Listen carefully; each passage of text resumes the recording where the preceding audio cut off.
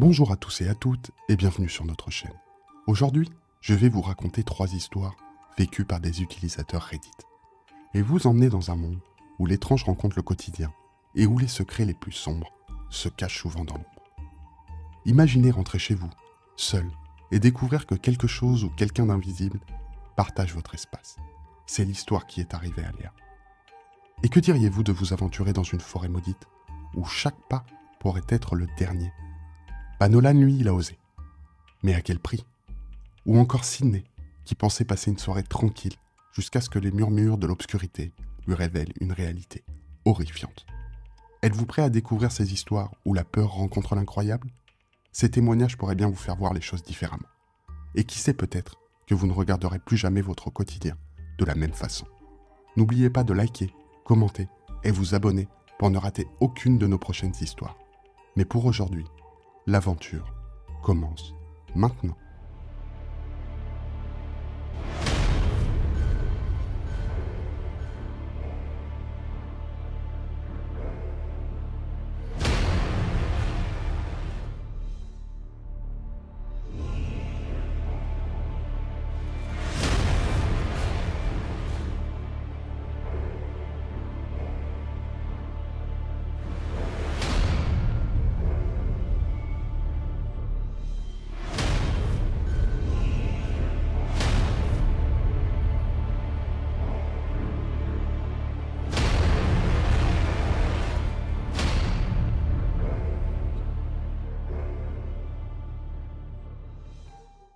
Léa, une jeune lycéenne de 17 ans, habitait une petite ville où tout le monde se connaissait et où les journées se suivaient et se ressemblaient.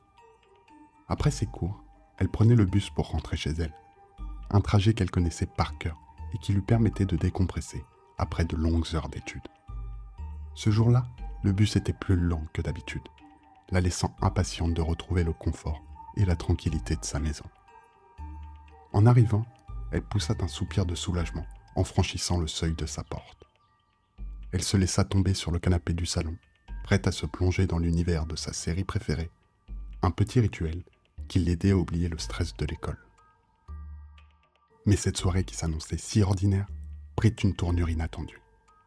Alors qu'elle était absorbée par les intrigues à l'écran, un petit creux la rappela à la réalité.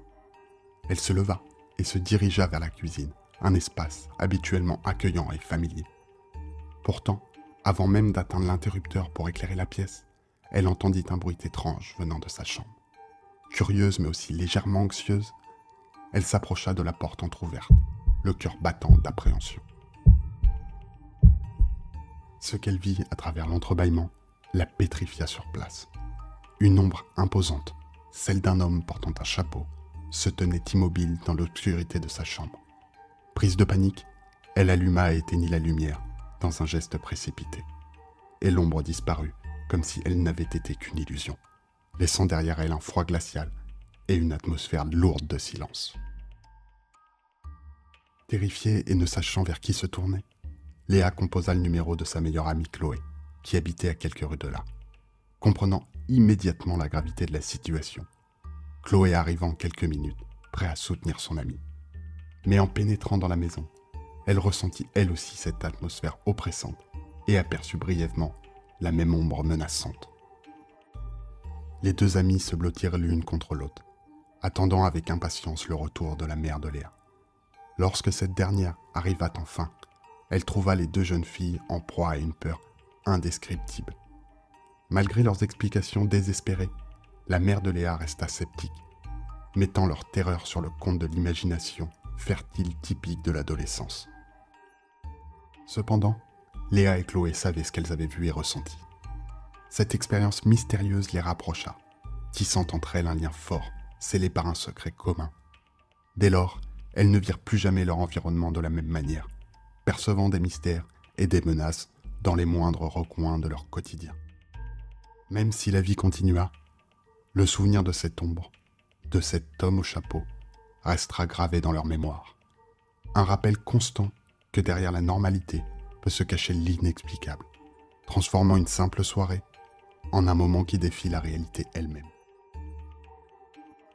Dans une paisible petite ville, nichée à la lisière d'une forêt ancestrale enveloppée de mystères, Nolan, un jeune homme de 18 ans, vivait avec une passion dévorante pour l'étrange et le surnaturel. Son esprit curieux et son appétit pour l'aventure l'avaient souvent conduit à sillonner des lieux abandonnés et des sites réputés pour leurs phénomènes paranormaux. Cependant, ce soir-là, la forêt avait en réserve pour lui une aventure qui dépassait tout ce qu'il avait pu imaginer. Les anciens du village parlaient parfois à voix basse d'une clairière cachée au cœur de la forêt. Un lieu enveloppé de légendes et de malédictions.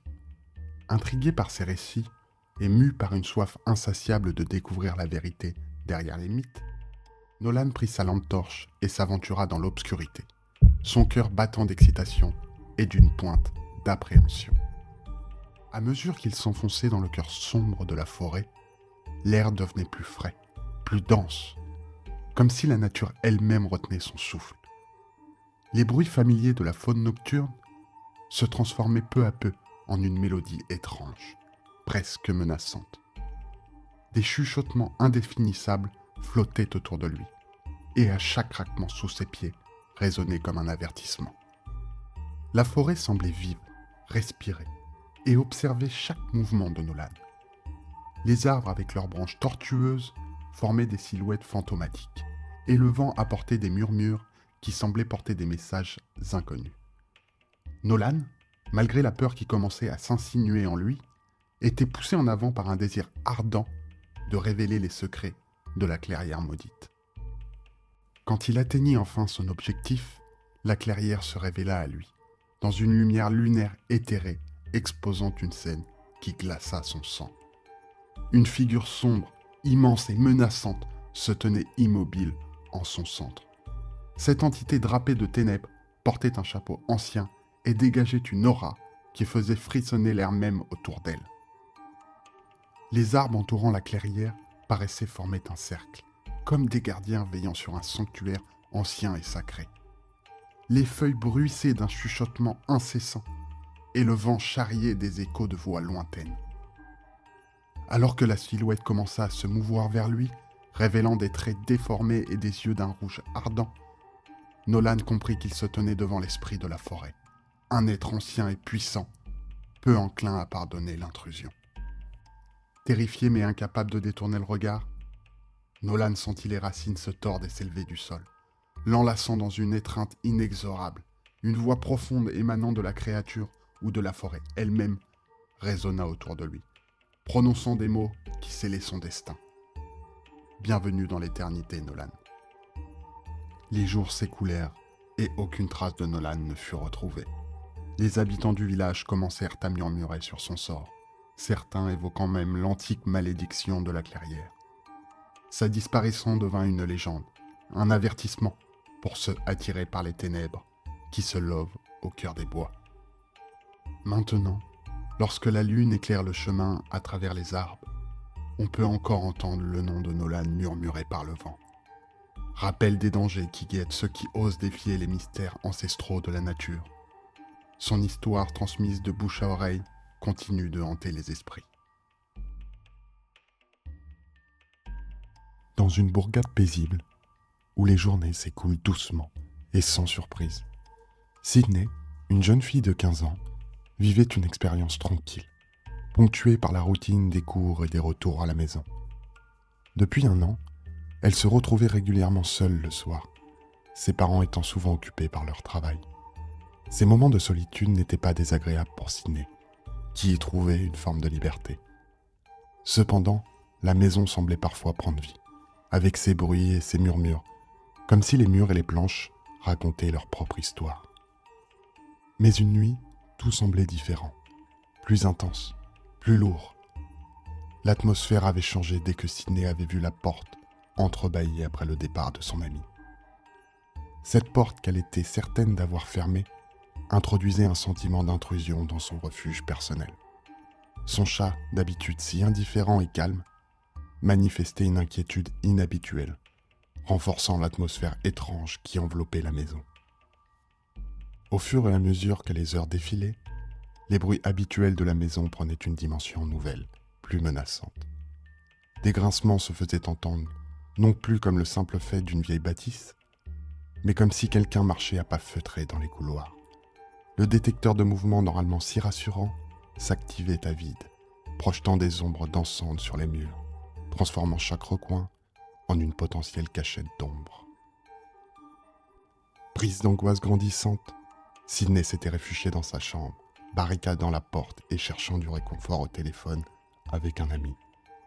Sa voix, bien que lointaine, était un fil qui la reliait encore à un monde rassurant et compréhensible. Pourtant, la curiosité, ce trait si particulier à Sydney, commença à prendre le dessus sur la peur.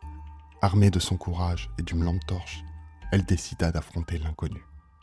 Descendant lentement les escaliers, chaque pas résonnait comme un coup de tambour dans le silence de la maison. Arrivée dans le salon, elle posa un verre d'eau sur la table, un piège rudimentaire, un test pour confirmer sa terrifiante suspicion qu'elle n'était pas seule. Le matin venu, le verre se trouvait vide, la porte-fenêtre grande ouverte, comme si quelqu'un ou quelque chose avait accepté son invitation silencieuse. Cette découverte transforma l'inquiétude de Sydney en une peur viscérale. Qui avait franchi le seuil de la maison? Était-ce une personne, un esprit, ou quelque chose d'encore plus inexplicable? Quand elle partagea son expérience, le récit de Sydney captiva une audience bien plus large qu'elle ne l'avait imaginé. Les gens étaient fascinés, effrayés et curieux. Certains proposaient des explications, d'autres partageaient des histoires similaires. Mais au-delà de l'intrigue et des spéculations, cette nuit avait marqué un tournant pour Sydney. La maison qui était son havre de paix portait désormais l'empreinte d'un mystère non résolu. Un secret caché dans l'ombre, attendant peut-être de se révéler une fois de plus. Et voilà, chers spectateurs, nous sommes arrivés au terme de notre voyage à travers 3 histoires qui défient notre compréhension du réel, de la chambre de Léa à la creepypasta mystérieuse de Nolan jusqu'au salon de Sydney. Nous avons exploré des récits où le quotidien bascule dans l'extraordinaire. Chacune de ces histoires partagées par de vraies personnes nous rappelle que le monde regorge de mystères, certains plus proches de nous que nous ne l'aurions jamais imaginé. Ces récits nous invitent à regarder au-delà de ce que nos yeux voient, à questionner ce que nous tenons pour acquis et à rester curieux face à l'inconnu. Alors la prochaine fois que vous entendrez un bruit inexpliqué ou que vous sentirez une présence étrange, souvenez-vous des histoires de Léa et de Sydney. Et qui sait, peut-être que vous aurez votre propre histoire à nous raconter sur Instagram. Merci de nous avoir accompagnés dans cette exploration de l'inexpliqué. N'oubliez pas de liker, commenter et vous abonner pour ne manquer aucune de nos aventures mystérieuses. À la prochaine pour de nouvelles histoires qui éveilleront votre imagination et peut-être même qui feront battre votre cœur un peu plus fort.